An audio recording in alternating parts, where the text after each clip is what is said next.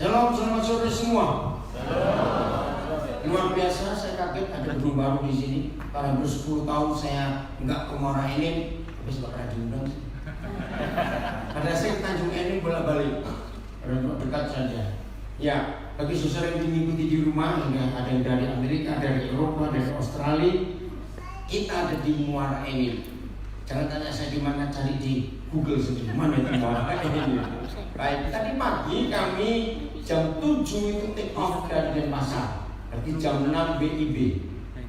Nah, Denpasar, Jakarta Transit, lalu ke Palembang. Hampir 5 jam tadi kami di perjalanan Palembang sampai ke sini. Kami berempat, istri saya di depan, nanti bisa kenalan. Lalu anak saya Baton dari Palembang, Agung.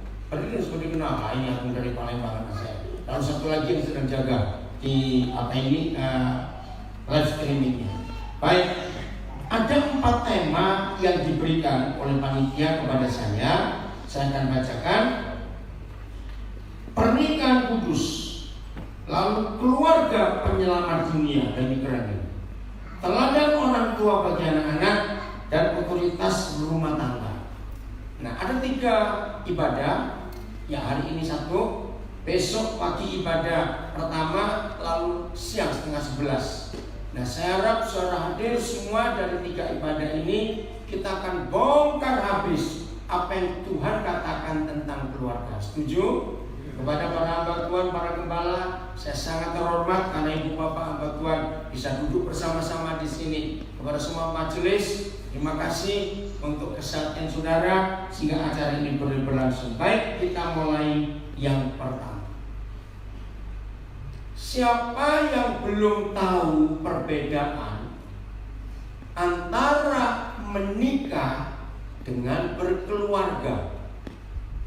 Itu beda. Dengarkan, menikah dan berkeluarga itu beda.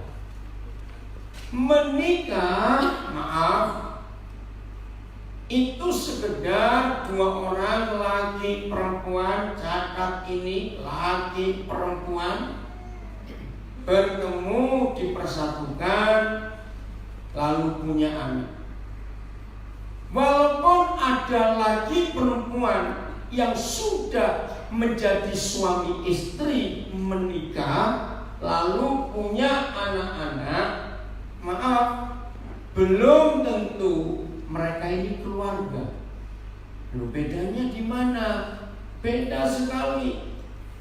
Saya tanya kepada saudara, anak-anak muda, bersyukur kepada Tuhan bahwa kalian ada di sini hari ini untuk mendengar kebenaran. Coba, kalau ada yang setuju, sinyalnya saja. Ini Instagramnya dipakai XL, mati lagi dia. Maaf ya, gimana ini? Kenapa? Nggak bisa itu Facebook yang satu, ini nggak bisa juga. Coba maaf, saya ganti dulu ya sebentar. Keluarin aja, cepat keluarin lagi. Maaf, cepat.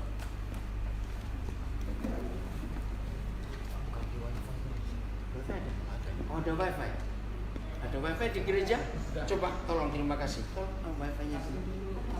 Siapa yang tahu? Ya, kalau kita kasih.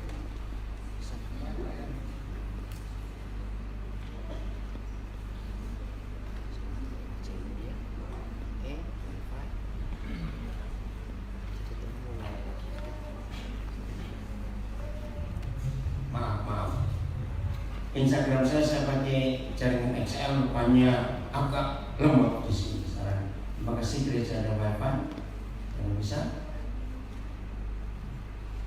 Gangguan juga. Nah,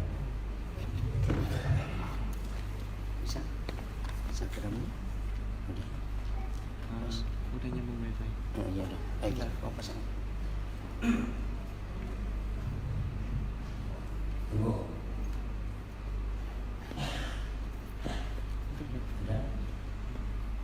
Masuk jaringannya. Puji Tuhan. Terima kasih untuk wifi gereja. Maaf yang di rumah ngikutin. Kenapa?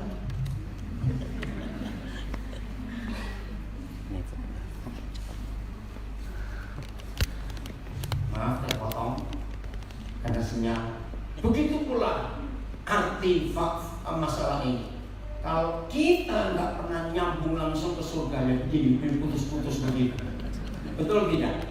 Karena koneksinya nggak baik. Bisa nggak? Benar? Ya, oke, baik. Saya ulangi lagi. Jadi menikah dengan berkeluarga itu beda. Semua orang di dunia pasti ingin menikah dan bisa menikah. Nggak punya uang pun bisa ngutang untuk pesta. Lalu bayarnya pakai amplopnya, tamu. Maaf saya. Dan itu bukan berkeluarga. Berkeluarga itu artinya dua orang yang dipersatukan dan hidup menurut peraturan-peraturan surga. Saudara-saudara, tolong catat, satu-satunya buku di dunia ini, saya berkata, satu-satunya buku di dunia ini yang paling banyak berbicara tentang pernikahan dan keluarga itu adalah Alkitab. Katakan amin. Saya ulangi lagi, satu-satunya buku di dunia ini yang berbicara begitu banyak tentang keluarga itu cuma Alkitab.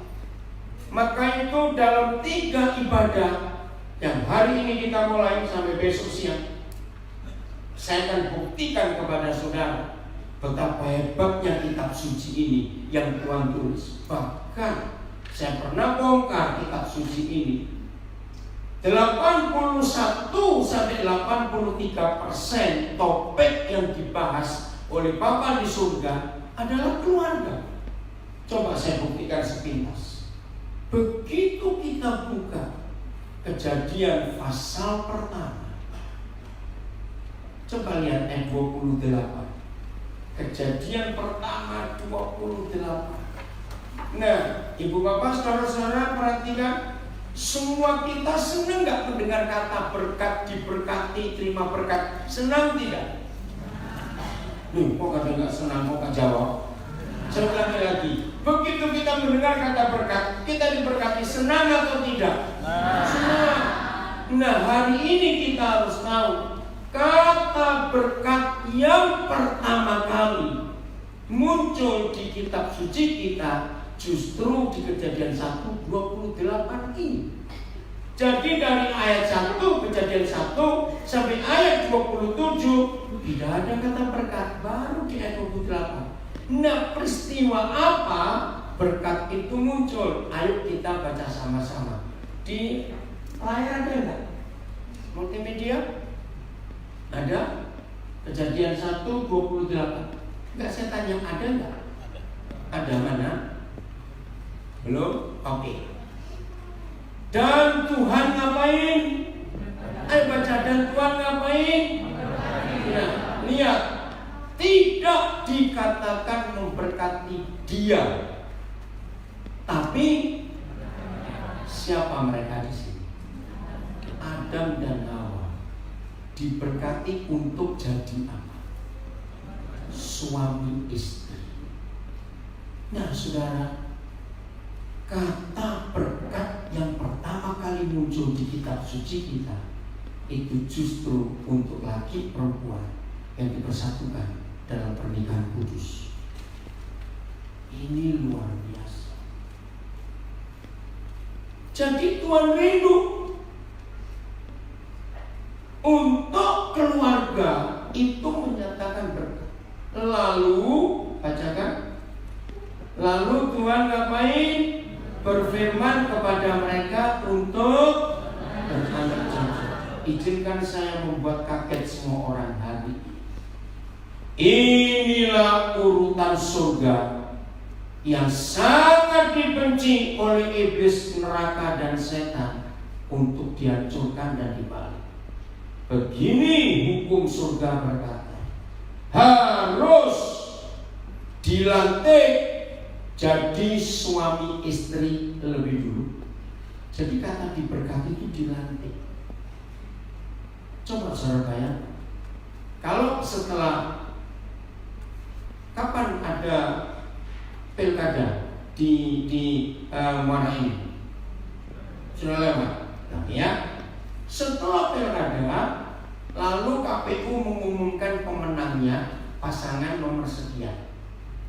Apa yang terjadi ketika pemenang pilkada belum dilantik tapi langsung duduk di kantor pemerintah? Terjadi apa? Ayo jawab dong, kira-kira. Dan pemenangnya nggak boleh ngotot. Kenapa kalian ribut? Yang jelas kan kami sudah menang. Bahkan mutlak lagi, nggak perlu putaran kedua. Cepat jawab, apa yang terjadi kalau nggak ada pelantikan? Langsung mereka dua orang ini duduk di kursi pemerintah. Terjadi demo kekacauan berikutnya. Dengarkan anak-anak muda. Dan izinkan saya berkata, inilah satu-satunya ayat dalam Alkitab yang memberitahu kita mengapa di dalam keluarga lebih banyak tidak amannya daripada amannya. Mengapa dalam keluarga lebih banyak gak damainya daripada damainya. Betul atau salah kata-kata? Jawab betul atau salah? Benar, maafkan saya. Pertama kali Roh Kudus memberitahu saya rahasia Kejadian 1:28 itu begini. Bagi rekan-rekan pendeta, gembala pasti setuju. Nah, bagi yang belum jadi gembala, jadi pendeta, dengar. Buat kami para hamba Tuhan, itu pelayanan paling berat. Itu kalau mendamaikan suami istri ribut. Bapak-bapak, ibu-ibu pendeta setuju saya berkata ini? Paling berat. Itu bisa berhari-hari. Apalagi waktu mereka pesta kita nggak diundang. Waktu mereka punya masalah kami diundang. Enggak cuma guyon. Satu hari saudara, sudah sekian minggu enggak selesai. Akhirnya saya capek. Saya bilang, Papa beri saya satu ayat saja, supaya saya itu nggak panjang-panjang kalau ngurusin masalah keluarga. Dan selalu benar. Suami istri yang bertengkar selalu ngotot dia benar. Betul atau salah? Nah itu kesalahannya, bukan betul lagi. Iya atau fakta? Ketika dua orang saling ngotot. Nah karena dua-dua saling merasa benar, maka dua orang ini saling menyalahkan. Betul? Tolong perhatikan anak-anak Tuhan, saudara-saudara.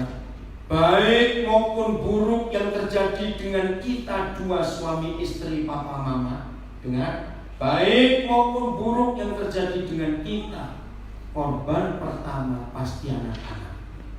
Betul atau salah? Korban pertama pasti anak-anak. Nah, saya minta Papa beri saya satu ayat saja, supaya kalau ada masalah keluarga saya tuh nggak panjang-panjang waktunya. Muncullah ayat ini. Wah, saya jadi shock. Begini hukumnya. Maaf yang sudah pernah salah, Tuhan mengampuni karena saudara belum pernah dengar hukum ini. Tapi setelah hari ini, setelah saudara dengar, khususnya belum menikah, setelah saudara dengar hukum ini, jangan coba-coba melanggar. Karena begitu kata Tuhan Yesus, kamu gak akan dituntut kalau kamu belum tahu hukum ini. Masih ingat dia berkata begitu? Tapi kamu akan dituntut setelah kamu tahu hukum ini. Ngerti ya? Nah ya, begini urutan. Harus dilantik jadi suami istri lebih dulu, baru beranak cucu. Ini hukum. Nah, setan membalik. Tidak sedikit pernikahan generasi ini seks dulu, baru diberkati. Nah, ini pintu kutuk. Apa lawan katanya berkat? Kutuk. Saudara dengarkan.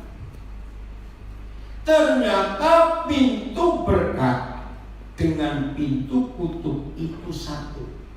yaitu pernikahan. Pernikahan yang benar akan mendatangkan berkat. Tapi pernikahan yang hamil dulu atau seks dulu, itulah. Nah, setelah Tuhan beri saya ayat ini, sejak hari itu sampai sekarang ini, kalau ada masalah keluarga, nggak pernah sampai berhari-hari, cukup cuma berapa saat saja. Ketika saya bacakan ayat ini, dan mereka mengaku, maka itu menikah dan berkeluarga itu beda. Jadi Tuhan itu memberkati keluarga yang benar. Semua agama di dunia punya ritual perkawinan. Tidak ada agama yang tidak punya ritual perkawinan, betul atau salah? Tapi satu-satunya pernikahan yang ada 3 kata penting, kalimat. 1, peneguhan. 2, pemberkatan. Yang ketiga, nikah kudus. Tolong catat. Bapak-bapak gereja merumuskan 3 kata ini untuk pernikahan. 1, peneguhan.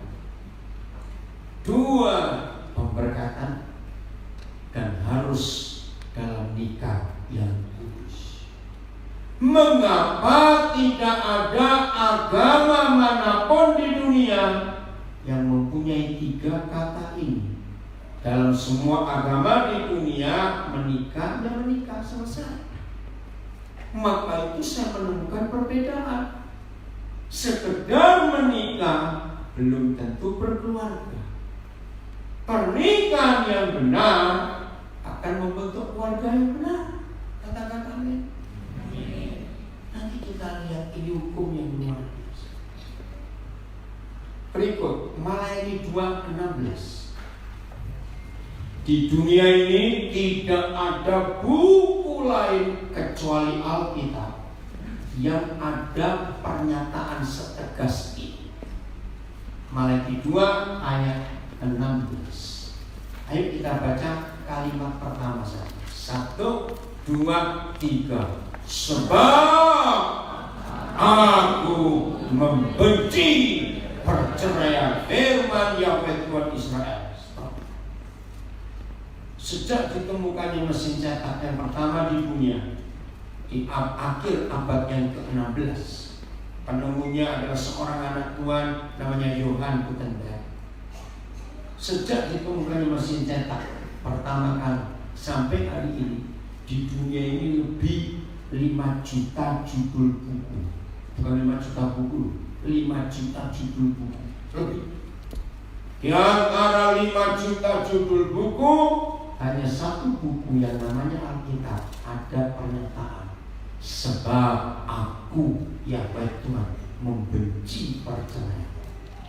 Soal ini dahsyat sekali. Kira-kira saudara mikir apa setelah kita tahu pada hari ini bahwa Tuhan yang kita sembah itu gak sekedar tidak suka pada perceraian, tapi benci. Berarti Tuhan itu bagaimana terhadap pernikahan? Jadi sikap Tuhan terhadap pernikahan bagaimana? Nah, ini pertanyaan saya. Kalau dia sampai memberikan pernyataan, sebab aku benci perceraian, berarti sikap Tuhan terhadap keluarga, terhadap perceraian bagaimana? Jawab, saya tanya aja. Bagaimana sikap hati Tuhan terhadap perceraian? Dia bukan cuma gak senang, benci. Padahal banyak hospitik akhir-akhir ini keluarga Kristen pun bercerai, pendeta pun bercerai, ada tidak? Nah, padahal firman-Nya jelas. Ini konsep yang luar biasa. Jadi dari kejadian pertama sudah tentang keluarga, sudah tentang pemberkatan. Wah, luar biasa. Terus berjalan firman ini sampai Maleakhi. Saya nanti buka Maleakhi 4 ayat 6. Mudah-mudahan di program komputer di negara banyak, program Alkitab di komputer Malaki 4 itu tidak ada. Aneh. Ada nggak Malaki 4? Tidak ada. Nah itu dia, ini contoh. Oke, kalau itu buka Alkitab saudara, Malaki 4 ayat 6. Jadi dimulai dengan keluarga, Kejadian 1, dan Perjanjian Lama diakhiri dengan keluarga juga. Ayo baca sama-sama. 1, 2, 3. Bapak berbalik kepada anak-anaknya, dan nanti anak-anak berbalik kepada bapak-bapaknya, supaya jangan Tuhan datang untuk bukan memberkati, tapi untuk memukul bumi sehingga musnah. Tolong perhatikan gereja Tuhan, tidak ada ultimatum, ancaman, kemarahan Tuhan di seluruh Alkitab sesadis ayat ini. Sadis enggak? Dia marah sampai dia mengancam. Gereja, awas kamu. Kalau kamu tidak bisa membuat hati ayah-ayah bertobat, supaya ayah-ayah, papa-papa mengasihi anak-anaknya, sehingga anak-anak benci bapaknya, aku akan tetap datang, tapi aku akan memukul bumi sampai musnah. Itu ancaman terberat di Alkitab. Saudara boleh bongkar Alkitab, tidak akan ketemu ancaman sesadis itu. Oh, saya salah ngomong, ada 4 sesi. Ini 2, besok 2. Maaf, saya salah ya. Nah, kenapa Tuhan sampai mengancam? Karena Tuhan ingin keluarga itu dipulihkan. Dengarkan ini baik-baik. Waktu kita masih kecil, semuanya ingat kembali masa kecil, mama kita bisa salah pada kita? Jawab, bisa tidak? Bisa. Papa juga bisa salah pada kita. Nanti saya tunjukkan ayatnya di 4 sesi ini kita mau. Jawab pertanyaan saya. Bagi anak-anak lebih cepat memaafkan mamanya atau papanya? Itu ternyata ada ayatnya. Jadi di mata anak-anak itu ada kalimat. Ingatkan saya kalau sampai sesi terakhir saya lupa ya. Anak-anak berkata begini dalam hatinya, Mama silakan salah, kami terima, tapi jangan papa. Amin. Dan ini ayat yang Malaki 4 ayat 6. Kolose 3:21. Kolose 3:21. Lihat. Ini hebat sekali. Kolose 3:21. Hai siapa? Hai baca, hai siapa? Bukan hai ibu-ibu. Maka para mama katakan merdeka. Karena mama-mama gak ditunjuk. Hai siapa? Janganlah. Nah, hampir tidak ada mama yang menyakiti hati anak, tapi papa yang balas. Suara firman ini luar biasa. Dan terjemahannya salah. Yang betul, supaya anak-anakmu jangan jadi anak-anak durhaka. Itu terjemahan yang betul. Wih, ngeri sekali. Dari mana saya menemukan kata durhaka? Nah sekarang saudara kembali buka Malaki 4 ayat 6 di Alkitab saudara. Tolong yang di layar buka Lukas 1:17. Jadi secara kronologis Perjanjian Baru itu tidak dimulai dengan Injil Matius, tapi secara kronologis urut-urutan waktu Perjanjian Baru dimulai dengan Injil Lukas. Jadi orang Yahudi menghitung setelah Malaki mati, ternyata Yahweh Tuhan Israel tidak pernah menemui Israel lagi karena tidak ada nabi yang diutus lagi. Tidak ada setelah Malaki mati. Nah, nabi pertama yang mendengar suara Tuhan sejak Malaki itu imam besar Zakaria. ketika dia bertugas sebagai imam besar di Bait Suci Yerusalem, Gabriel datang. Itu Lukas 1, masih ingat? Terus dia pesan, istrimu yang mandul akan mempunyai anak. Ingat gak kisah itu? Coba jawab, saya tanya. Nah, jarak Maleaki ke Imam Zakaria, ayahnya Yohanes Pembaptis, itu 400 tahun. 4 abad, catat.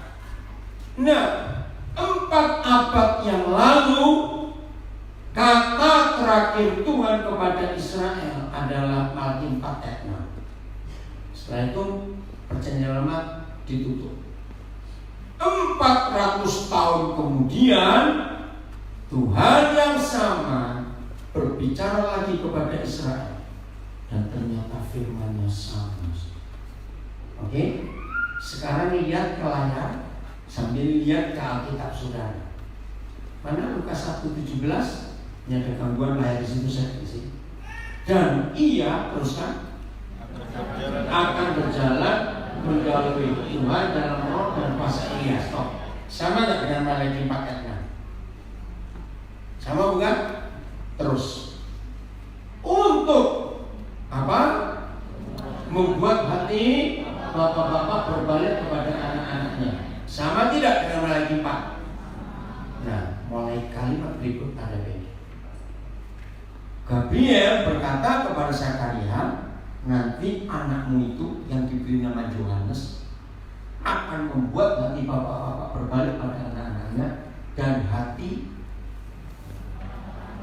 Nah, ini ayah-ayah yang melukai hati anak-anaknya, ternyata anak-anak itu jadi durhaka. 90 sekian persen semua pelaku kriminalitas kejahatan, 90 sekian persen adalah berasal dari keluarga broken home, keluarga hancur. Jawab iya atau tidak? Dan ini ayat. Kalau saudara pelayanan ke penjara, saudara akan menemukan 80 sekian persen, baik penjara wanita maupun penjara pria, adalah orang-orang yang waktu kecilnya disakiti bapak. Betul atau salah?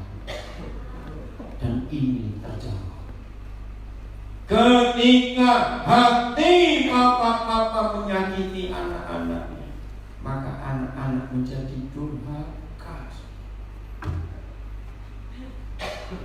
Puji Tuhan, perjanjian baru berubah dan membuat dan hati orang-orang durhaka dibawa kemana? Ayo baca. Pikiran orang-orang benar. Nah, di Maleaki nggak ada solusi, habis. Tapi puji Tuhan, perjanjian baru ketemu jalan keluar. Maka itu pria-pria, jangan engkau menikah membawa sakit hati karena kelakuan bapakmu. Ternyata 100% anak-anak yang waktu masih kecil, khususnya laki-laki, disakiti bapaknya. Dia gak suka kelakuan bapaknya, tapi gak tahu kenapa setelah dia menikah dan jadi ayah, dia buat yang sama kepada anak-anak. Ada gak warga seperti itu? Lalu coba jawab, ada tidak? Dan ini yang perlu diselesaikan. Maka itu setelah saya tahu Lukas 1:17 bahwa tadi Kolose 3:21, coba kembali lagi ya. Oke, stop. Nah, bedanya Malaki 4 ayat 6 enggak ada jalan keluar. Maka itu Tuhan ngapain? Kalimat terakhir baca lagi di Alkitab saudara. Malaki 4 ayat 6. Kalau gereja gagal membuat hati bapak-bapak mengasihi anak-anaknya, sehingga hati anak-anak gak bisa mengasihi bapaknya, hancur hidup ini, maka Tuhan ngapain? Bumi memukul bumi sehingga musnah. Tapi perjanjian baru ada harapan. Begitu gereja berhasil memulihkan keluarga, maka bapak-bapak hatinya pulih, bisa mengasihi anak-anaknya, dan anak-anak juga bertobat, bisa mengampuni bapaknya. Maka dengan demikian, baca. Dengan demikian menyiapkan bagi Tuhan apa? Suatu umat yang layak baginya. Artinya Tuhan tetap datang, tapi bukan memukul bumi sehingga musnah. Sebab Tuhan bertemu dengan umat yang layak. Umat yang layak artinya umat yang menyenangkan Tuhan. Ini dahsyat sekali. Saya mau ganti kalimat itu.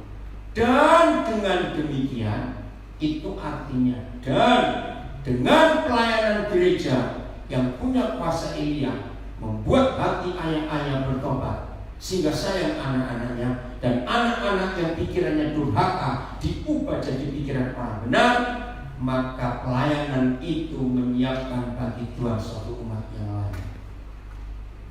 Ini luar biasa. Senang gak mendengar berita seperti ini? Nah, ini loh bedanya. Menikah dan berkeluarga itu beda. Maaf, saya punya kalimat yang gak bagus, tapi untuk mempercepat pengertian bedanya menikah dan berkeluarga. Maaf ya, tolong jangan. Orang yang menikah bisa punya anak, belum tentu membentuk keluarga. Loh kok bisa? Karena asal kawin dan asal beranak. Jelek gak kalimat itu? Loh saya tanya jelek gak? Itu untuk binatang tahu. Asal kawin, asal beranak. Itu sekedar menikah. Kalau berkeluarga, tidak. Kembali ke Maleakhi 2 ayat yang ke-15. Maleakhi 2:15, berkeluarga itu akan melahirkan keturunan yang luar biasa. Maleakhi 2, ya. Bukankah Tuhan yang satu itu menjadikan siapa? Nah, kata mereka di sini itu suami istri. Bukankah Tuhan yang satu itu menjadikan suami dan istri dari apa dan dari apa? Baca, dari apa dan dari apa? Cepat. Dari daging dan dari roh. Itu manusia. Lalu apakah, saya tambahkan kata ini, apakah yang dikehendaki Tuhan yang mempersatukan laki dan perempuan jadi suami istri, lalu jadi papa mama? Apa yang dicari oleh Tuhan? Mempersatukan. Nah, keturunan ilahi. Ini kata yang luar biasa. Maaf, hanya ada kata ilahi. Nah, karena cuma ada satu di antara dua. Kalau kita menikah tidak membentuk keluarga, itu tadi asal kawin, asal beranak. Dan sebagai orang tua nggak mau tahu mau jadi apa, terserah kamu. Hanya nggak anak-anak nggak terurus oleh orang tuanya. Nah itu akhirnya anak-anaknya bukan keturunan ilahi. Apa lawan katanya ilahi? Iblis. Ngeri. Maka itu jangan asal kawin, asal beranak. Itu cuma menikah. Tapi membentuk keluarga itu ada kelanjutan. Amin. Alkitab banyak menyebut itu. Mazmur 127. Tolong anak-anak muda, kalian catat ya ayat-ayat ini. Penting sekali.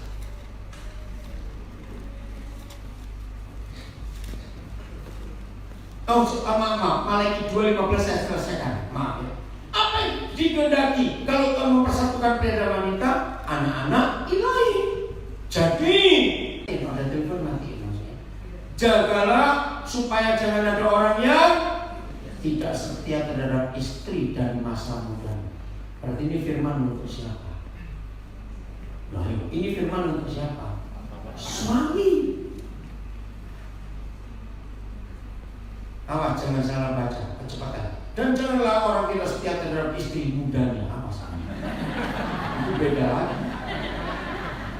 Istri masa muda dengan istri muda itu beda. Jelas ya? Ini dahsyat sekali. Sekarang Mazmur 127. Mulai ayat 1 ya. Nyanyian siara Salomo. Jikalau bukan Yahweh yang membangun rumah. Nah saudara, kalau kita cuma baca ayat 1, maka ya rumah, bangunan. Ternyata tidak. Lihat ayat 3. Ada siapa? Ayo ayat 3. Mana? Nah, awas. Ini penerjemah bahasa Indonesia ngawur. Sama betul. Coret kata lelaki. Di semua terjemahan gak ada anak laki-laki. Salah. Ini jahat yang menerjemahkan ini. Yang betul adalah sesungguhnya anak-anak. Karena Tuhan tidak membedakan anak laki dan perempuan, betul. Coba yang bawa bahasa Batak, bahasa Mandarin, nggak ada kata laki. Tolong ada yang bawa bahasa Batak nggak di sini? Mana orang Bataknya? Tolong cari. Serius saya berkata, di bahasa Jawa pun nggak ada. Saya pakai bahasa Jawa. Bahasa Inggris bilang children, bukan sons. Ayo, yang bahasa Mandarin, bahasa Batak. Bahasa Batak ya Pak? Iya, silakan. Tidak makalan Jehovah sabido diana. Nah, saya suka bahasa Batak, Jehovah. Tidak ada kata Allah dalam bahasa Batak. Jehovah. Dalam bahasa Mandarin, Jehovah. Yang betul, karena Allah itu hanya orang Muslim, kembalikan pada mereka. Jadi ada kata anak laki nggak? Nggak ada. Ada? Nggak ada. Anak-anak. Itu ngawur nih. Coret katanya. Sesungguhnya anak-anak. Nah, bayangkan. Kalau ayat 1 bicara kalau bukan children, ya. Kalau bukan Tuhan yang membangun rumah, dan ayat 3 ada anak-anak. Boleh nggak kita ganti itu rumah tangga? Ya, tidak saya tanya ini sebenarnya. Loh, boleh nggak? Karena kan ada anak-anak. Berarti kalau ada kata rumah di ayat 1, lalu ada anak-anak di ayat 3 di dalam satu pasal, ini bicara keluarga atau tidak? Lu jawab coba. Nah, tolong perhatikan. Kembali ayat 1, Mazmur 127. Satu-satunya ayat di perjanjian lama. Dengar ya. Satu-satunya ayat di perjanjian lama yang Tuhan menyatakan gak percaya kepada manusia, cuma ayat ini. Kalau saudara baca Kejadian 11, Tuhan kagum kepada keturunan Nimrod karena bisa bangun menara Babel, sampai dipuji. Tapi Mazmur 127 dia gak percaya. Kalau bukan Tuhan yang membangun rumah tangga, teruskan, sia-sialah orang yang membangun keluarganya. Maka itu adik-adikku, anak-anakku, awas kamu asal kalian asal beranak, awas. Membangun keluarga, tolong catat, membangun keluarga itu 100% hak Tuhan, katakan. Menikah itu hak manusia. Maka itu beda. Banyak ada atau tidak orang tua menelantarkan membuang anaknya, ada atau tidak? Banyak. Itu sekedar menikah. Jadi semua pernikahan yang melibatkan Tuhan bukan sekedar nikah di gereja, belum tentu nikah di gereja itu melibatkan Tuhan. Sampai kata betul ke sana. Nah, kalau berkeluarga luar biasa, Tuhan ada di sini. Walawi 2 ayat 14. Apa yang Tuhan terlibat dalam pernikahan kita sampai keluarga terjadi? Walawi 2:14. Nanti kita kembali ke Mazmur 127 ya. Maaf saya harus bolak-balik ayatnya ini supaya mudah ya. Dan kamu bertanya Fatimah bertanya, protes ke sultan. Kenapa kesembuhan kami tidak diterima? Yahweh menjawab, oleh karena apa? Oleh sebab Yahweh yang telah, kata yang telah menjadi saksi antara engkau dan istri masa mudamu, yang kepadanya engkau telah tidak setia. Sekali lagi, ini firman untuk siapa? Suami. Saudara dengar ya, di Alkitab firman untuk istri sedikit sekali. Katakan merdeka para istri. Serius. Tapi untuk suami, aduh, banyak sekali suami. Nanti saya akan tunjukkan sebabnya di sesi beberapa. Kita lihat aja. Tolong catat. Di Perjanjian Lama ada ratusan ayat yang berbunyi, aku hadir memberkati engkau, aku hadir menyertai, aku hadir menolong, aku hadir menyembuhkan, aku hadir begini, aku hadir begitu. Ingat Ebenezer, dia hadir menolong sampai di sini. Tapi saudara catat, hanya satu kali yang Maha Kudus hadir menjadi saksi. Itu cuma satu kali tertulis, yaitu waktu kita menikah. Saya kaget pertama baca ayat. Oleh sebab Yahweh telah menjadi saksi antara engkau suami dan istri masa muda. Kalau sampai Alkitab menulis berulang-ulang istri masa muda, itu berarti menikah cuma sekali seumur hidup. Katakan amin. Jadi yang pertama dan yang terakhir dalam nama Yesus. Sebab dia benci perceraian. Ketika Ahok masih jadi gubernur di DKI, salah satu hobinya kalau Sabtu Minggu suka keliling ngadiri warganya menikah, betul tidak? Saya nggak tahu apakah ada orang-orang ini menikahkan anaknya presiden datang. Saya nggak tahu. Tapi ada tuh berapa kali peristiwa orang-orang tertentu warga presiden hadir dan pernikahan. Kira-kira penting nggak? Apa dampaknya kalau presiden hadir di sebuah pernikahan? Rasa apa orang yang menikah? Apa? Rasa apa? Tersanjung, dihormati. Bukan cuma itu.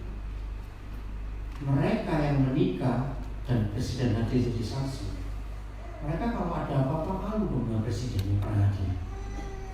Betul tidak kalimat ini? Nah seperti itu. Untuk apa yang maha besar, yang maha kudus, yang maha dahsyat menjadi saksi waktu kita menikah? Mengapa tidak ada peristiwa lain? Waktu kita dilantik jadi pendeta, dilantik jadi majelis, dilantik jadi ini, jadi itu. Gak ada ayat yang berkata dia hadir menjadi saksi. Satu-satunya peristiwa dia hadir menjadi saksi untuk kita hanya waktu kita menikah. Inilah keluarga. Berarti semua pernikahan Kristen saksinya pribadi yang paling hebat se-alam semesta. Betul? Kira-kira ada maksud atau cuma sekedar begitu saja? Jawab dong, ada maksud nggak? Jelas. Artinya Tuhan terlibat di pernikahan kita sampai jadi keluarga. Kembali ke Mazmur 127 ayat 3 kita baca. Ini luar biasa. Maka itu kalau ada di antara kita yang hadir masih di rumah mendengar, waktu sejak kecil kita ditelantarkan orang tua kita karena mereka sibuk sendiri. Hari ini setelah mendengar firman ini, berkeputusanlah besok kalau aku menikah dan jadi orang tua, aku gak akan buat seperti orang tua buat atas aku. Setuju saya ngomong ini? Nah, ini ayat. Sesungguhnya anak-anak adalah milik pusaka daripada Yahweh, dan buah kandungan adalah hadiah. Saya ganti kata upah orang tepat, hadiah. Coba ibu cari bahasa katanya, kata bayar itu hadiah apa? Sama ya, nanti biar dibaca. Jadi nggak main-main. Ya coba ibu baca. Jadi apa itu? Artinya Buah kandungan. buah kandungan. Buah kandungan ya terus apa? Upah itu. Upah tetap upah. Kalimat apa ya bahasa Koban? Parbui artinya Hasil. buah hasil. Jadi bukan dari hasil kita, itu dari Tuhan. Ayat 4. Ini dia saudara, menikah dan berkeluarga itu beda. Seperti anak-anak panah, terus kan di tangan pahlawan, demikianlah anak-anak pada masa muda. Kita lihat, walaupun sekarang nggak ada orang pakai senjata panah, tapi kalau di Papua masih ada. Maka itu kalau suatu hari sore ke Papua jangan kaget, orang ke pasar, orang ke toko bawa panah. Itu kebiasaan mereka, seperti kita bawa handphone kemana-mana. Itu orang Papua. Dulu pertama kali kami sana lagi, bawa panah. Sampai hari ini tuh orang Papua begitu. Itu pegangan mereka. Mengapa Papa di surga menggambarkan anak-anak pada masa muda itu seperti anak-anak panah di tangan pahlawan? Ini luar biasa. Renungkan. Walaupun tidak semua kita pernah pegang panah atau main panah, tapi semua kita tahu. Satu, setajam-tajamnya sebuah anak panah, sekuat-kuatnya pangkalnya, kalau enggak ditembakkan, enggak dibidikkan, anak panah itu berfungsi. Nah, ketika orang sekedar menikah lalu punya anak dan orang tua enggak pernah tahu ini anak panah mau diapakan, ada atau tidak orang tua seperti ini?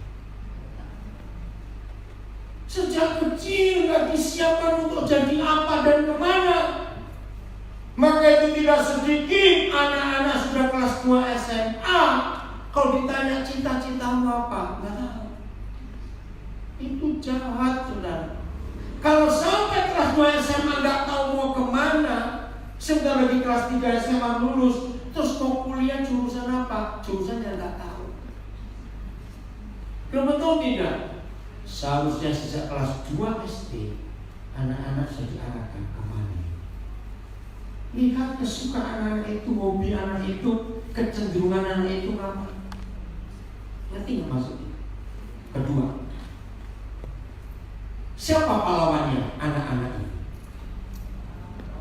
Orang tuanya. Nah, ada anak panah runcing, ada busur panah kuat, ada yang membidikkan. Dengar, ada enggak yang sudah pegang panah, sudah siap dibidikkan, diluncurkan, terus bingung, nembak kemana? Loh, ada enggak saya tanya? Nah, itulah sekedar kawin, sekedar beranak. Enggak tahu mau dibawa kemana anak-anak ini. Jahat, saudara.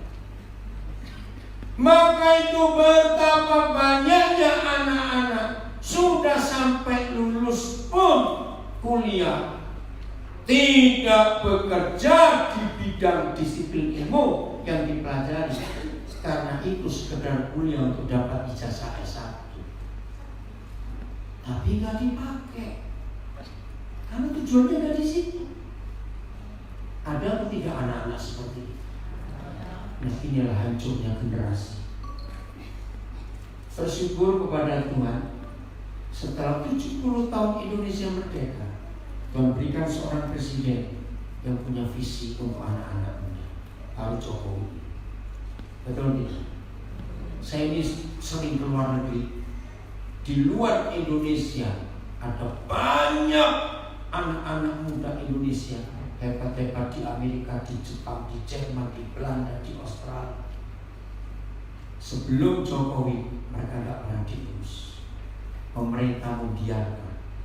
Tapi begitu Jokowi, ada program namanya diaspora.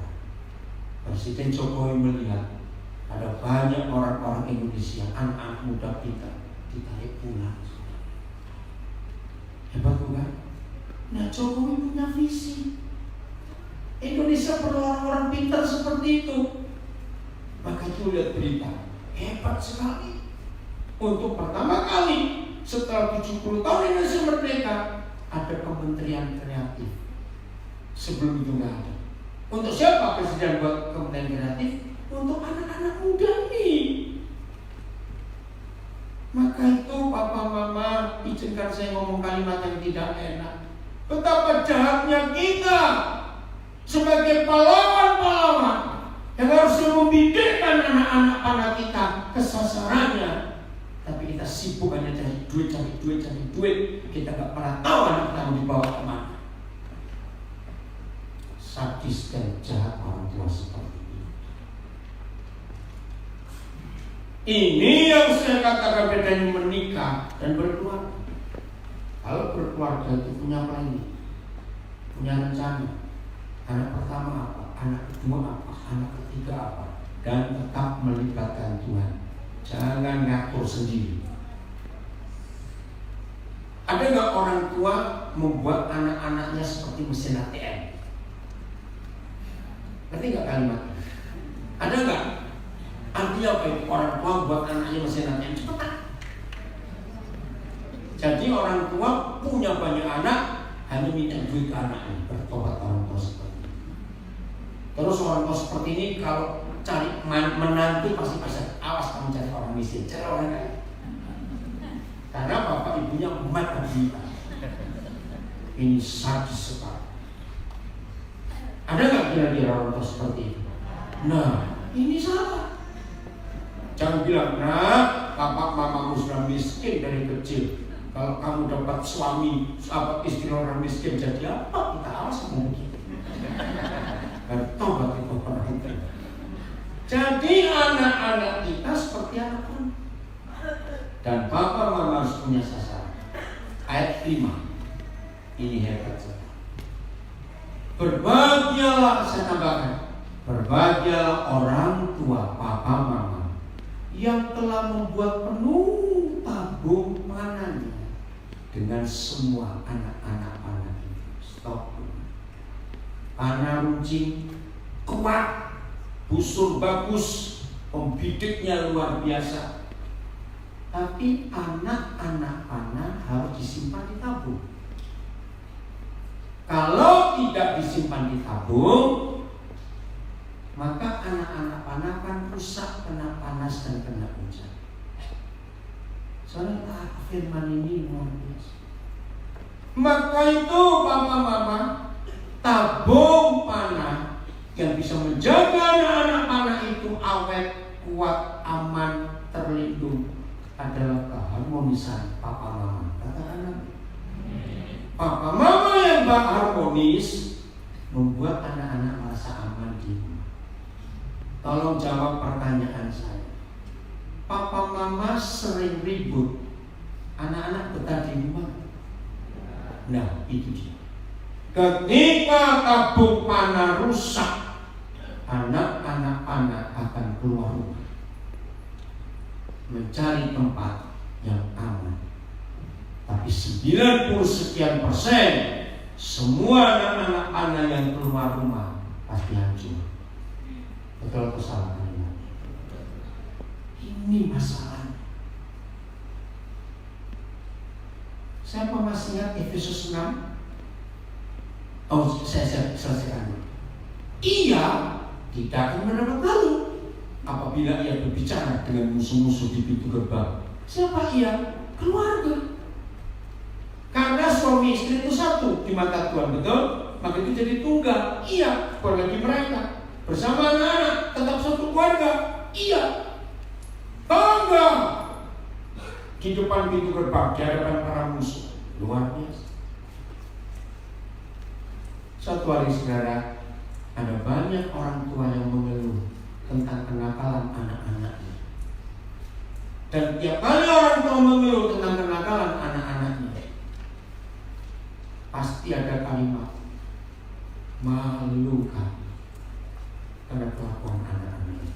Ada nggak orang tua seperti itu? Nah, saya tiap kali menghadapi kasus apa saja di masyarakat, apa saja, Roh Kudus meyakinkan saya. Daniel jawabannya pasti ada di Alkitab. Itu saya pegang sampai hari.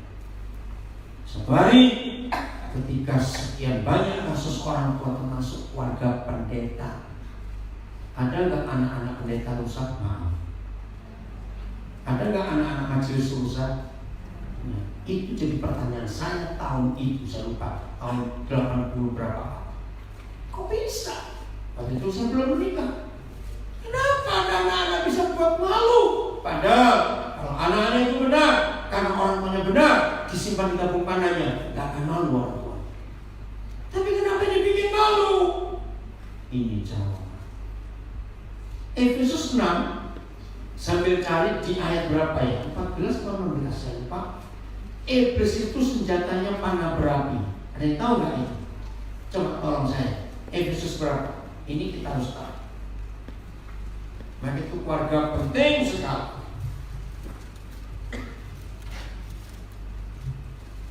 Efesus berapa? Nah, terima kasih. Efesus 6 ayat 16. Dalam segala keadaan pergunakanlah apa? Perisai iman. Sebelum dengan perisai itu kita akan dapat memadamkan. Ayo baca. Nah, stop. Jadi nggak satu. Panah berapi dari senjata nggak satu, tapi banyak. Nah, saya nggak ngerti kenapa dikasih kayak gini. Jadi senjata iblis itu adalah, loh ini baca. Senjata iblis adalah panah. Ternyata setan nggak punya pabrik senjata. Loh, tapi kok punya senjata? Ini jawaban. Ketika orang sekedar menikah, maaf, yang saya ulangi kalimat jelek, sekedar kawin dan sekedar beranak, berarti anak-anak panah keluarga seperti ini bagaimana situasinya? Amburadul tercecer berantakan. 1 Petrus 5 ayat 8. Iblis itu bagaimana kerjaan? 1 Petrus 5 ayat 8. Nah, sadarlah dan ngapain? Berjaga-jagalah. Siapa? Lawan kita si iblis berjalan keliling, sama seperti singa yang mengomong dan seterusnya. Nah, jadi Mazmur 127 ayat 4 digabungkan dengan Efesus 6 ayat 16 disambung dengan 1 Petrus 5 ayat 8. Senjata iblis adalah panah, dan iblis gak punya pabrik senjata, tapi kok bisa punya senjata? Ternyata banyak orang menikah asal punya anak, tapi anak-anak gak dilindungi di tabungnya, panah-panah dibiarkan kececer. Iblis suka keliling-keliling melihat begitu banyak anak-anak tergeletak, tercecer, mereka ambil. Dan begitu iblis menemui banyak panah-panah itu, yang dibidik pertama kali adalah bapaknya si anak-anak. Kata anak membuat malu orang tua. Boleh gak saya ganti itu menyakitkan hati orang tua? Mencoba iya atau tidak? Nah, bagaimana orang tua bisa sakit hati karena anaknya? Karena panahnya gak diurus. Dan iblis ambil. Dan yang jadi korban pertama ya si pemilik anak panah itu. Nangis saya. Jadi begitu anak-anak yang melukai hati orang tua, karena orang tua gak jadi pahlawan yang benar. Hanya sekedar kawin dan beranak saja. Maka tolong semua yang sudah dengar dan ngerti catat, nanti ada waktu untuk kita tanya jawab. Begitu hebatnya firman Tuhan ini. Jadi mengapa papa mama begitu penting? Kita kembali ke Kejadian 1 ayat 26. Kejadian 1 ayat 26.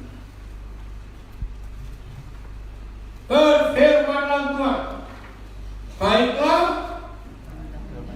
Nah, stop dulu. Kita nyuruh pesan. Saudara, ayat ini sampai hari ini masih jadi perdebatan. di kalangan teologi, bahkan mayoritas bangsa kita sangat suka memakai ayat ini untuk menghantam kita. Hei, Tuhan menjamah kita, bukan aku. Aneh bukan? Maafkan saya para teolog, saya tidak membahas secara teologi dengan doktrin Armenia atau doktrin apa Calvin, enggak. Saya akan membahas ayat ini seperti yang Tuhan tulis sendiri. Kita, baiklah kita menjadikan manusia menurut gambar dan rupa kita, supaya manusia berkuasa. Stop.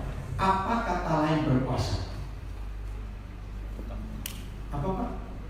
Berkuasa, mengelola, lebih kuat, berdaulat, mempunyai hak. Ayat lain belakang kata berkuasa, memerintah, itu lebih otoritas. Saudara dengar, sampai hari ini di negara Islam, negara komunis, negara ateis, negara demokrasi, negara Hindu, negara Buddha, negara Kristen, tidak ada warga negara yang menjabat di jabatan-jabatan tertentu, apalagi jabatan-jabatan tinggi, presiden, wakil, menteri, dan lain-lain, menerima otoritas tanpa pelantikan. Betul atau tidak? Nah, dari ayat ini saya ketemu tadi Kejadian 1:28.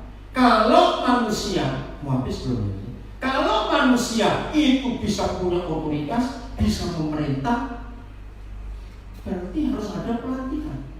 Nah, pelantikannya ayat 28 tadi, dan Tuhan memberkati mereka. Semua pejabat harus ada 2 orang, 1 dan wakil. Betul tidak? 1 dan wakil, selalu begitu. Dan ini luar biasa. Saya nggak usah baca, selanjutnya baca sendiri nanti. Tapi yang penting, ya kembali ke ayat 26. Jadi siapa kita? Membuat manusia serupa dan segambar dengan kita, kata Tuhan. Saya mulai dengan kalimat ini. Kalau ada suami istri lagi berdua, anak-anak tidak ada, siapa-siapa nggak ada.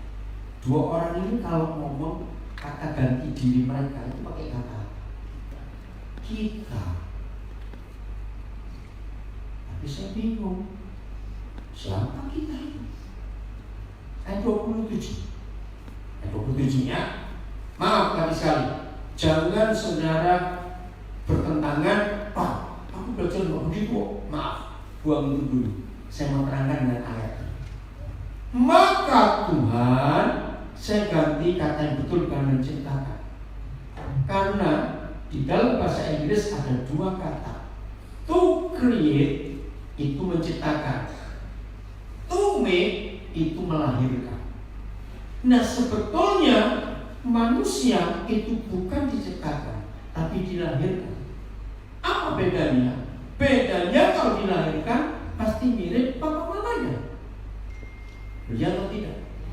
Maka itu ayat 26 yang serupa segambar dengan kita. Nangkap nggak sampai di sini? Maka itu saya ganti. Maka Tuhan melahirkan manusia itu menurut apa kata lain gambarnya? Kata lain gambarnya apa? Rupanya, dirinya. Maka itu setiap kali kita mendengar ada orang melahirkan, pertanyaan pertama, laki atau perempuan? Nggak mungkin bawa duit, nggak tahu sebenarnya. Maka duit ya. Sisa 10-8 menit. Oke. Nah, terus pertanyaan kedua, mirip siapa? Ya, punya aku suka ya. Ya, sebentar. Tapi Instagramnya 60 menit. Belum Pak, jadi kan 104 ya. Oke, betul. Ayo, tunggu ya. Ya. Saudara perhatikan. Maka Tuhan melahirkan manusia menurut citra diri, menurut gambar, menurut rupanya. Karena apa?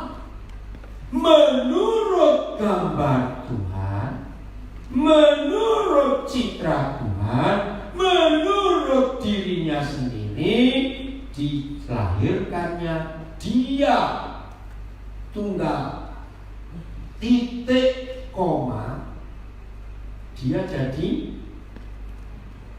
jadi berapa? Laki-laki dan perempuan. Nah, laki-laki dan perempuan kembali menjadi tunggal itu waktu apa? Waktu menikah. Bukan lagi dua, tapi satu. Ini dahsyat. Nah, laki-laki dan perempuan itu serupa dan segambar dengan Tuhan atau tidak? Belum jawab, cepetan jawab sama saya. Segambar dengan Tuhan atau tidak? Nah, maaf ya, maaf. Teologi berkata Tuhan itu laki-laki karena Bapa kami dalam surga. Betul? Tapi masalahnya di sini. Yang Tuhan lahirkan cuma laki-laki saja? Ada? Nah, cepat kok bingung. Ada perempuan. Nah, kalau Tuhan cuma laki-laki saja, yang perempuan gambar siapa? Mikir nggak saudara? Ini luar biasa. Ternyata di surga itu bukan ada laki dan perempuan jenis kelamin. Tapi yang betul di surga ada papa dan ada mama. Untuk menggambarkan papa, dia lahirkan laki-laki. Untuk menggambarkan mama, dia lahirkan perempuan. Nah, laki dan perempuan nggak akan jadi papa mama selain apa? Pernikahan. Lu ya atau tidak? Tapi saya belum selesai. Lalu ayat mana yang memberitahukan Tuhan itu juga mama? Ternyata ada di Alkitab. Kita buka Ulangan 32 ayat 18. Ini luar biasa. Sebentar ya Pak Ajan, habis ini selesai. Moderator saya tegas setuju. Benar? Ulangan 32 ayat 18. Siapa masih ingat di Yesaya 49 yang Tuhan pernah berfirman, kalau ada seorang ibu melahirkan anaknya dan bisa melupakan anak yang dilahirkannya, aku tidak akan melupakan anak-anak. Di situ berarti Tuhan menggambarkan diri sebagai ibu. Nah, Musa kalau menyebut Tuhan punya banyak istilah. Salah satu gunung batu, betul? Gunung batu berarti siapa ini? Loh, siapa buat Musa gunung batu? Tuhan. Yang nah, coba jawab. Kalau Tuhan itu memperanakan, berarti dia papa atau mama? Lu coba jawab. Mama ya sudah. Telah kau lalaikan dan telah kau lupakan Tuhan yang saya menangis waktu dapat ayat ini. Lalu saya ketemu seorang sudah meninggal tahun 2014 yang lalu. Namanya Ibu Profesor Dr. Dorothy Mars. Dosen teologi hebat di Bandung, dosen ITB, dosen IPB. Dia orang Jerman, Yahudi, tapi jadi warga negara Indonesia. Cari di Google Dorothy E. Mars. Nah, saya pernah ketemu dia. Saya belajar dia orang Ibrani, orang Israel. Jadi ngerti salah satu kata El Shaddai. Ternyata El Shaddai itu kalau diterjemahkan dalam bahasa Indonesia sangat gak bagus. El artinya Elohim, yang dua dadanya banyak. Jelek sekali. Tapi diperhalus. Ternyata El Shaddai itu bukan Tuhan yang Maha Kuasa, tapi Tuhan yang menyusun. Oh ya, saya langsung ingat tadi. Jadi kalau Tuhan menyusui, dia itu mama atau apa? Itu El Shaddai. Luar biasa. Jadi sekarang percaya kata kita itu siapa? Loh, kata kita ayat 26 Kejadian 1 tadi, papa mama di surga. Loh, kenapa? Kok ada mama? Enggak disebut ibu kami dalam surga? Enggak. kalau punya anak perempuan, jangan sulit cari nama. Nama anak perempuan sebagus apa? Angelika, Priscilla, Yohana, Sarah. Begitu suatu kali dia besar menikah dengan cowok namanya Joko Gundul, maka Angelika, Yohana, Priscilla, Sarah cepetan disebut nyonya ya semua. Jadi mama itu ikut papa, nggak disebut lagi. Betul? Jangan tersinggung ya perempuan-perempuan. Maka itu mama nggak boleh disebut ke papa. Betul tidak? Loh, iya atau tidak harus jawab. Maka itu walaupun kita, tapi tetap satu. Benar atau tidak? Jadi ini rahasianya.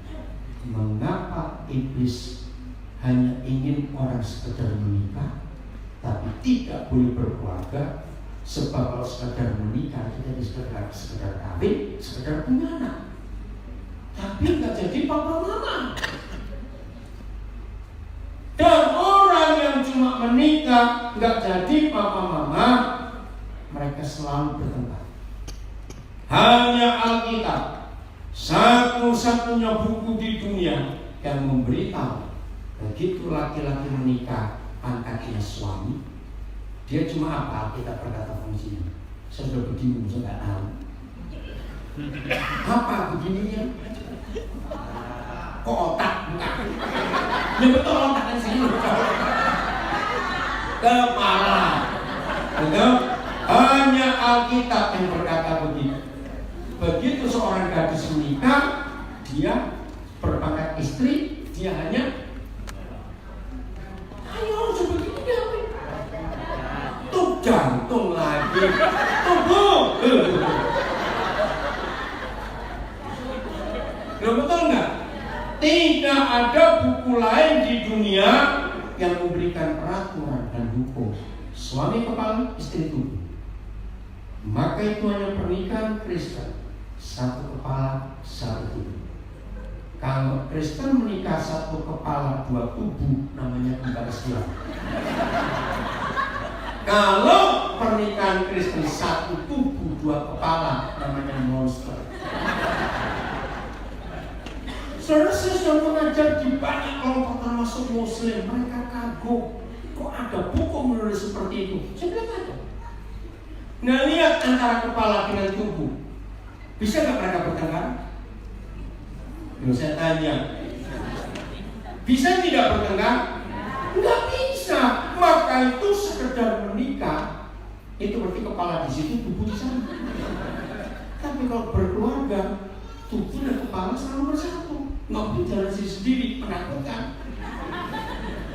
Maka itu rumah tangga yang rusak karena ada dua kepala. Maaf, saya jujur ngomong. Siapa dalam pernikahan yang jadi kepala menurut Alkitab? Suami. Tapi faktanya lebih banyak istri yang lebih galak dari suami. Jawabnya atau tidak? Ada nggak istri lebih dominan dari suaminya? Termasuk keluarga pendeta ada juga. Berapa menit? 0, sudah 0 katanya Pak Anjang. Oke, saya akan nanti. Maka itu dalam pernikahan nggak boleh ada dua otak. Oh, nggak amin. Jadi kalau kepala dan tubuh yang punya otak mana? Jadi istri itu nggak punya otak. Loh, betul tidak? Terus kok salah? Nggak punya. Kepala menjadi potong. Maka itu keluarga yang sering berantem karena ada dua otak di rumahnya. Dan itulah keluarga otak-otak. Saudara, betul tidak? Kalau suami ikut mungkin, kalau istri ikut memutuskan karena merasa punya otak, bubar keluarga itu. Betul? Maka itu para istri dengar firman. Hai istri, awas hurufku kamu ganti huruf A, jadi tanduk lah. Woi, celaka itu. Maka itu ayo kita kembali pada hukum ini. Tolong berkati kita semuanya. Namanya jadi beda ya ketika dan berkeluarga. Oke, Pak Jan, silakan. Sekali lagi kita tepuk tangan untuk sesi pertama.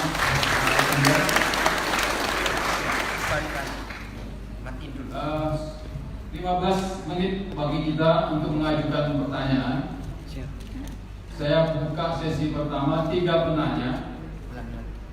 Saya buka satu sesi ini pertama 3 penanya akan langsung bertanya.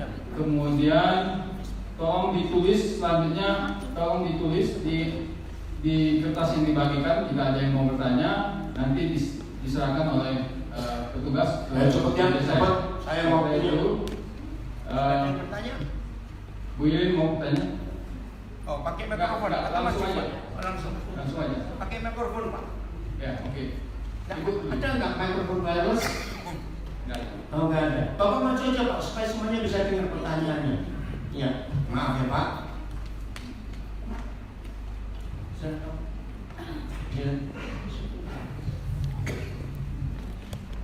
Silakan Pak. Ini tadi Kejadian 1 ayat 28. Allah memberkati mereka lalu Allah berfirman kepada mereka, beranak cuculah dan bertambah banyak, penuhilah bumi dan taklukkanlah itu, berkuasalah atas ikan-ikan di laut dan burung-burung di udara dan di atas segala binatang-binatang yang merayap di bumi. Ya, pertanyaannya Pak langsung. Pertanyaannya, orang Katolik itu kan Kristen juga, Ya. tapi kok bisa pastor tidak tahu? Ya. Terus? Oh. Ini beranak cucu. Iya, oke. Gimana? Ya. Sudah itu aja pertanyaannya. Baca Matius 19 ayat 12. Matius 19 ayat 12. Bapak langsung baca Pak. Ya.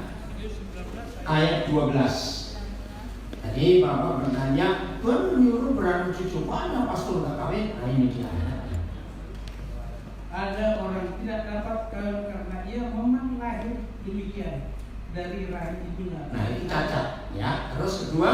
Dan ada orang yang dijadikan demikian oleh orang lain. Nah ini kaum kebiri di zaman kerajaan-kerajaan, ya, apalagi kaisar-kaisar Tiongkok dulu punya banyak selir. Nah penjaganya pada kibri, habis itu selirnya semua dibuat oleh orang lain yang bisa kawin. Terus nomor 3.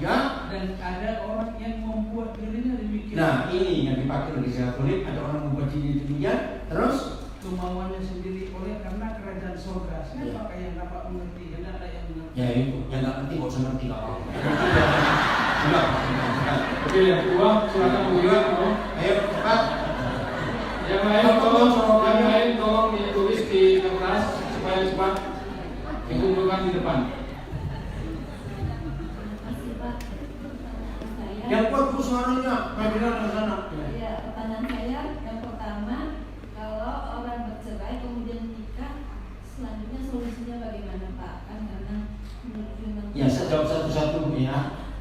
Saya tidak bisa menjawab urusan sendiri dengan Tuhan. Pokoknya jangan bercerai, titik. Yang sudah bercerai risiko tanggung sendiri. Enggak ya, kedua bu.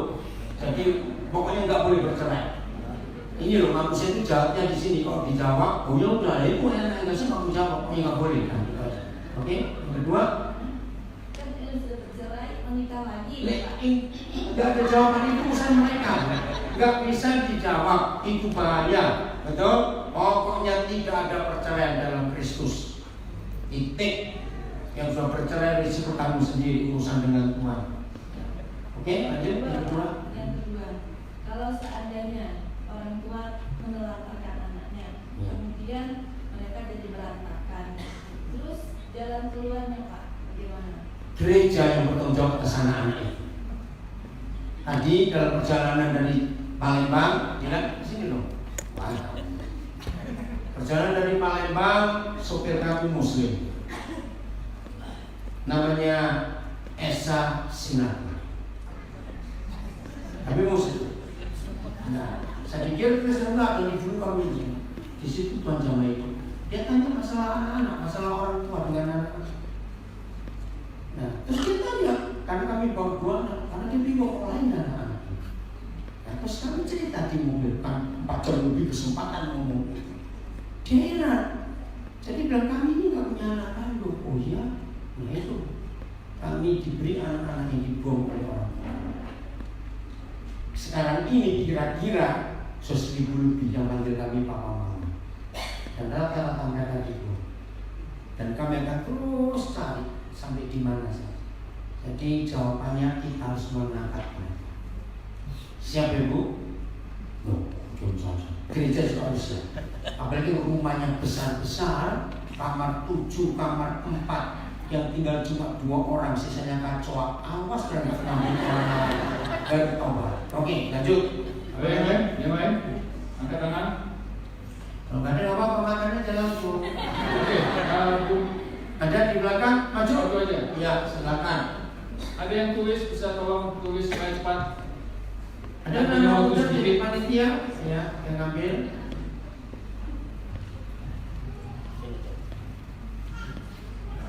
Silakan. Oh, sini. Ya. Salam Pak. Salam.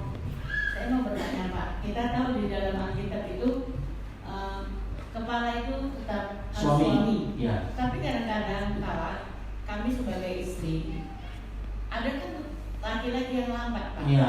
Jadi kadang-kadang Dengar dulu. Iya, terus. Jadi kadang-kadang kita ini kesel kan? Iya. Kita ambil alih Pak. Nah, menurut firman Tuhan kita harus patuh Pak. Tapi Iya. kalau keadaan seperti ini bagaimana Pak? Iya. Asik.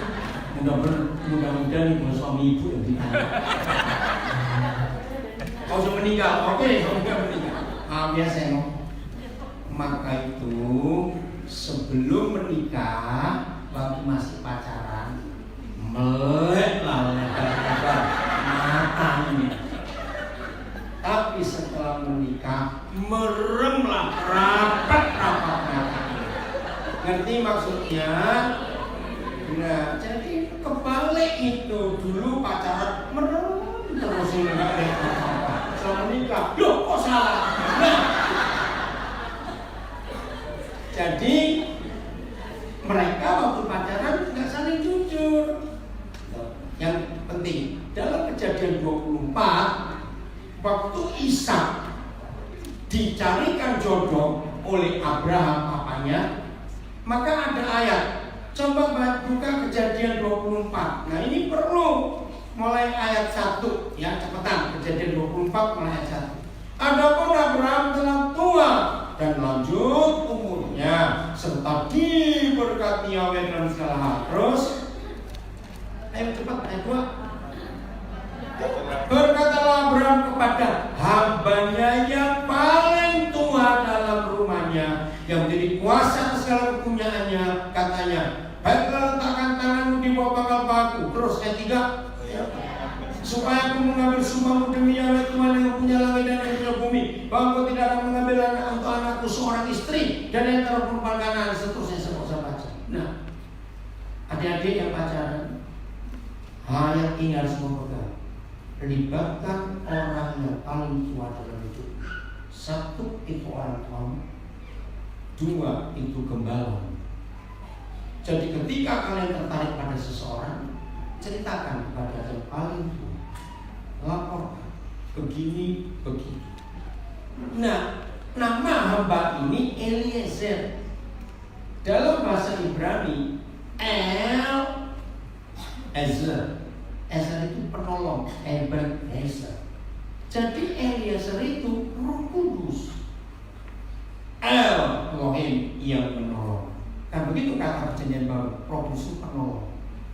Jadi libatkan orang tua, berunding dengan mereka. Ini penting sekali.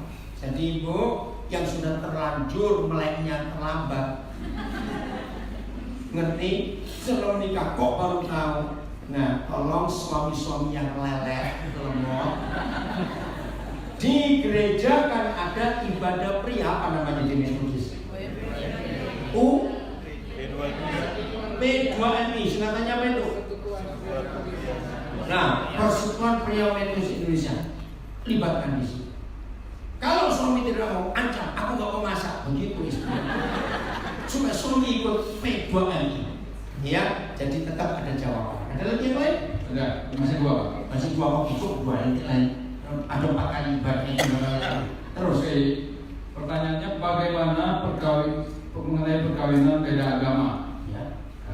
Karena dia kembali ke agama yang lain. Mungkin Ya, oke. Tadi Malaki 2 ayat 15. Bukankah Tuhan yang esa menjadikan laki-laki dan perempuan dari daging dan roh untuk melahirkan keturunan ilahi? Kalau daging nggak ada masalah, mau suku apa saja, pokoknya orang catat itu. Awas ya, saya harus ngomong apa adanya, yang mau tersinggung saya latih. Ternyata di Indonesia ini hanya ada 2 suku yang paling kurang ajar, Tionghoa dan Batak. Betul? Orang Tionghoa dan Batak harus bertobat. Kalau anaknya pacaran dengan yang bukan Tionghoa dan Batak, wah bisa kayak apa? Bertobat. Satu-satunya hak yang Tuhan tidak pernah beri kepada manusia, satu saja. Yang lain silakan. Kalau ada di antara saudara mau pakai sepatu tumitnya di tengah, silakan. Silakan mikir kenapa kan? Kalau ada di antara saudara mau ngecat rumahnya hitam semua, silakan. Apa saja. Saudara punya uang 2 miliar beli kerupuk semua, silakan. Nanti ya contoh ini, pokoknya apa saja hak saudara.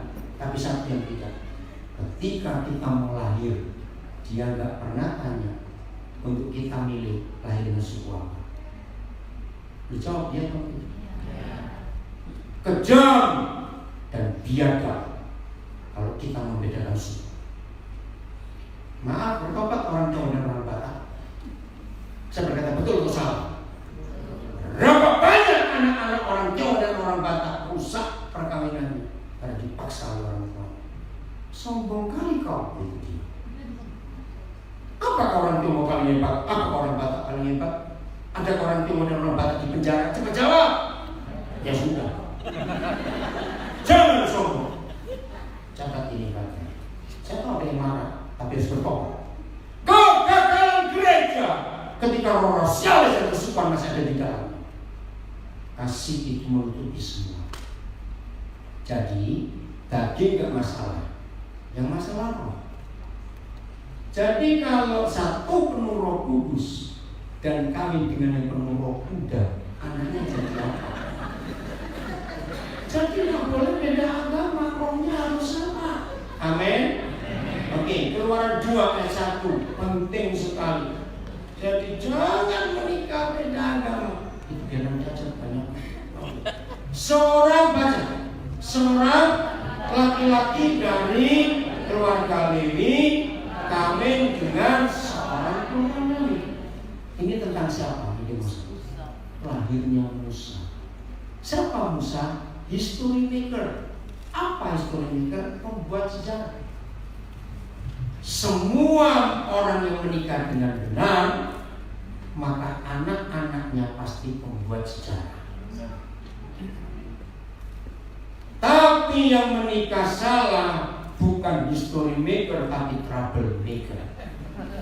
Anaknya bikin kacau karena rohnya beda. Catat itu. Tolong anak-anak muda, jangan pernah tapi yang cakap loh, bisa cantik, kok bisa kaya, bertobat. Rohnya harus sama. Lahir Musa, laki-laki Lewi, yang perempuan Lewi. 1 Korintus 7, coba ayat 13. 1 Korintus 7 13. Dan kalau ada seorang istri bersuami dengan seorang yang tidak beriman, dan laki-laki itu mau hidup bersama-sama dengan dia, ini yang sebelum menikah belum tahu firman. Jadi ini pernikahan beda agama. Ya, seorang istri bersuamikan yang tidak beriman, istrinya beriman, dan laki-laki itu mau hidup bersama-sama dengan dia. Janganlah ia menceraikan laki-laki itu. Ayat 14. Ayo, ayat 12 berarti. Ayat 12. Nah, kepada orang-orang lain, aku bukan Tuhan katakan, kalau ada seorang saudara, ini suami beriman, beristri mengistrikan seorang yang tidak beriman dan perempuan itu mau hidup bersama-sama dengan yang beriman, janganlah saudara itu menceraikan dia. Bayangkan kalau sudah terjadi ya, ayat 14. Karena suami yang tidak beriman itu dikuduskan oleh istrinya, jadi menarik, menggarami. Dan istri yang tidak beriman itu digarami, diselamatkan oleh suaminya. Andai kata tidak demikian, saya balik, andai kata tetap beda agama, kasihan anak-anak. Niscaya anak-anakmu adalah anak-anak, kasihan anak-anak. Kenapa cemar? Karena rohnya beda. Entah roh papa yang roh kudus, roh mama yang roh apa, atau mama rohnya roh kudus, yang papanya roh apa, anaknya kasihan. Tetapi kapan? Sekarang setelah suami istri saling menguduskan. Tapi sekarang mereka anak-anak itu adalah anak-anak kudus. Jadi setelah dengar firman ini, adik-adikku anak-anak, ambillah keputusan, lebih baik engkau tidak menikah daripada engkau melahirkan anak-anak. Ini firman Tuhan, ya.